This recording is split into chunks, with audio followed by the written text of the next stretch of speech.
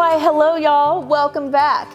We're gonna be cooking out of the Meathead method, the most amazing barbecue and culinary book in our generation. So you better go to better bookstores and online and get yourselves a copy so you can be your backyard barbecue and culinary hero. Today, I need to make some cornbread. And I'm gonna be honest with y'all, my cornbread game is about 50-50 on any given day, so I'm gonna need a little boost and some help.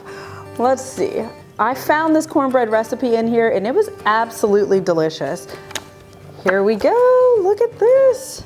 And it has a picture. This is gorgeous. So this is the old-fashioned skillet cornbread and hush puppies if you are so inclined. I love this recipe. We're gonna take this out. We are gonna do a little elevation by putting it into bundt cake pans, but if you do this in the skillet, you will be a heavy hitter at every Southern barbecue you ever attend. You will be VIP. So make sure that you grab your copy of the Meathead method and follow along while we get some cornbread going.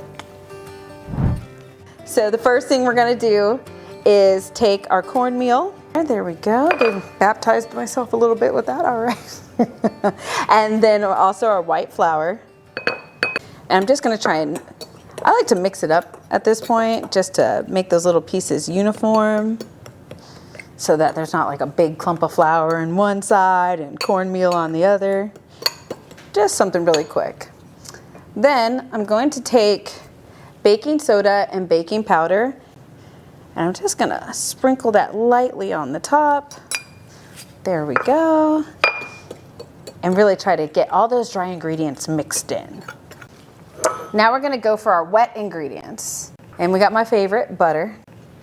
We have some sour cream, honey, and 3 eggs. And we just really wanna mix that up. This is yummy, this is delicious. Put a little bit of salt at the very end to speckle my mixture. Boop, there we go. And now I'm gonna mix the two.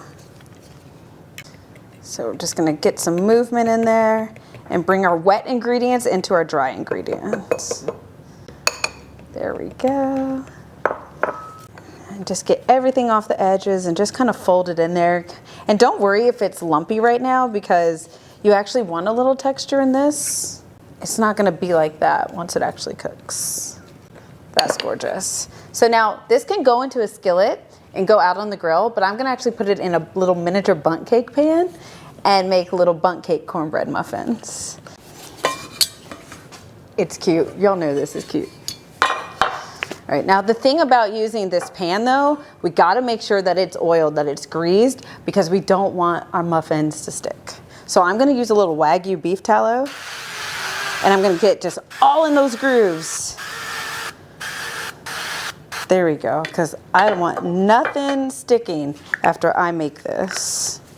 And you don't want to overfill it if you're going to make muffins like me and not do a skillet, as I overfilled that one. But no, you're just going to want to get it in here, get them happy. And any pieces of the bundt that you don't use, you can just put water in there.